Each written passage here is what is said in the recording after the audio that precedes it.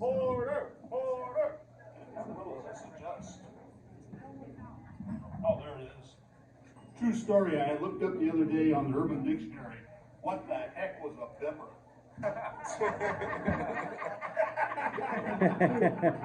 I'm sorry, not in my boomer dictionary. Ladies and gentlemen, I'm Jay Porter.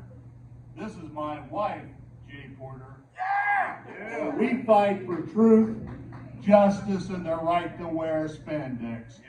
Yeah. Good evening, Vallejo! So, folks, we had a big year last year. Me and my wife celebrated a big event. Our 40-year wedding anniversary. Woo! Yeah, I know. Give it up. Give it up.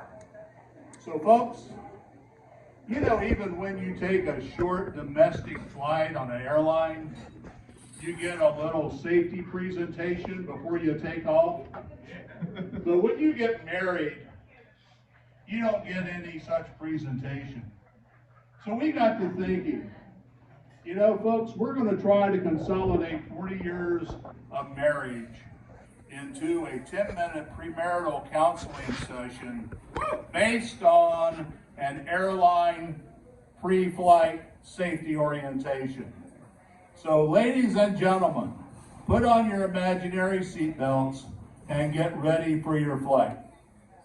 Ladies and gentlemen, I'm your pilot, Jay Porter. This is your flight attendant, Jay Porter. Woo! We're flying on Trans-Vallejo Airlines today. We'd like to thank our customers for their patience today, as yet another catalytic converter has been stolen off of one of our Vallejo fleet. While we're on the ground here, we'd like to start with our mandatory safety presentation. In the event of an actual emergency, most of you will die.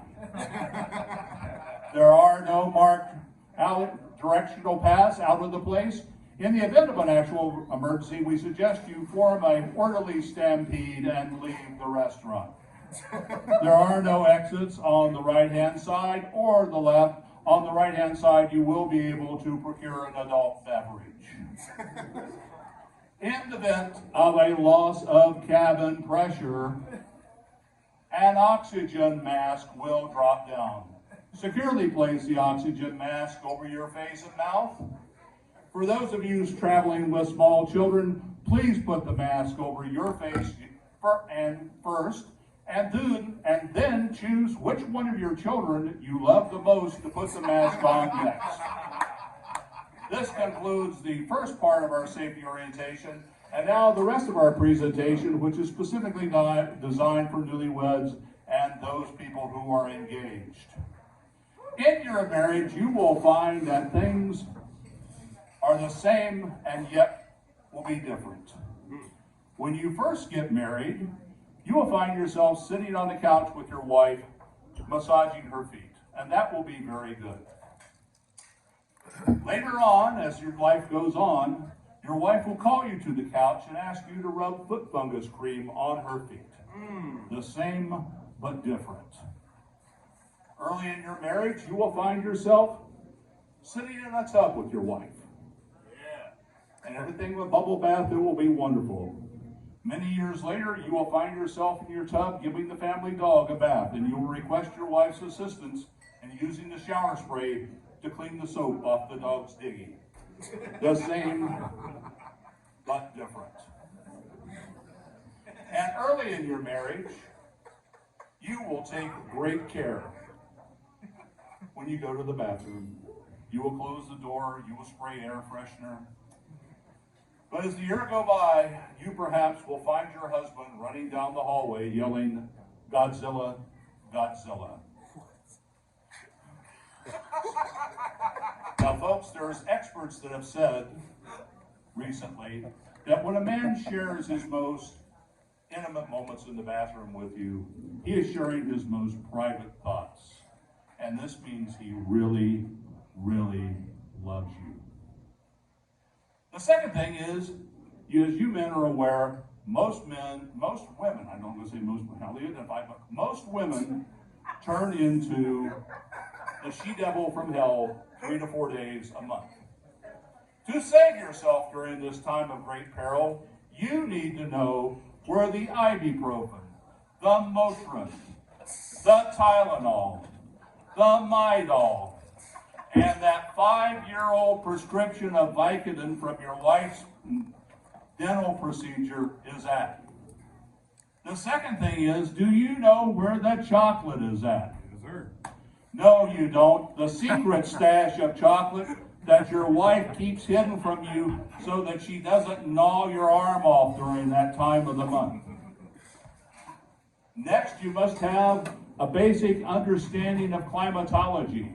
Your wife's microclimates, the fact that she will take showers as hot as Satan's car wash, and a half hour later, she will jump into bed with you, press her feet against your backside, and it will feel like a 5-pound chub of Costco frozen hamburger.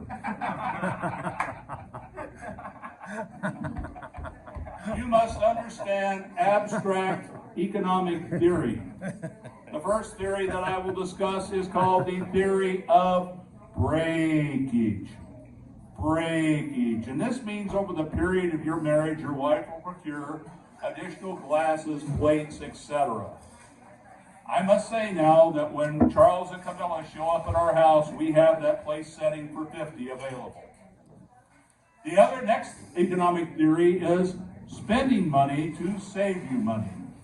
At some point in your marriage, your wife is proudly going to walk through the front door, a new dress or a new purse, and she is going to tell you today, honey, I saved you money.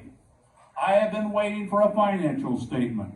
Cash, bonds, securities, postage stamps, airline miles. It's never showed up. Finally, folks, I want to talk about the most important thing for our marriage. And this may not seem like for you, but for us, it's been very important. And that is establishing flatulent protocols. You see, when she married me, I was a country boy from West Virginia.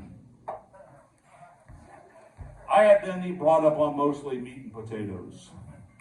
And my wife introduced my colon to the entire culinary world of the Pacific Rim and Latin America.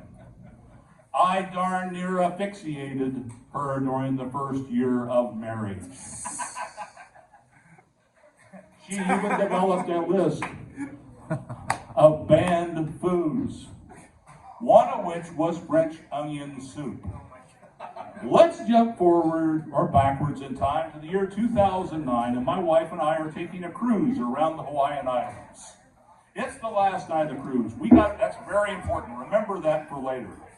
We go into the dining room. On the menu is the late chef Anthony Bourdain's famous French onion soup.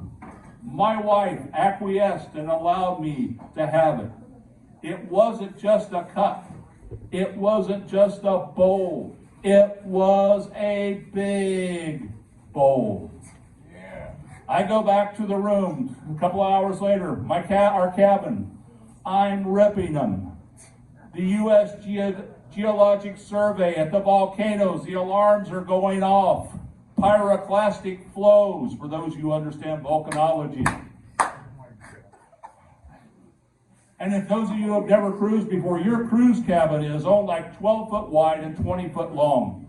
Unless you have a balcony, there's nowhere else for fresh air to come in and out but that 1/4-inch opening under the front door. Let's go again to the fact that it's the last night of the cruise. We're immediately across the hall from the laundromat, where a crowd of about 30 people have gathered. I'm continuing to rip them when suddenly I hear, George, do you smell that?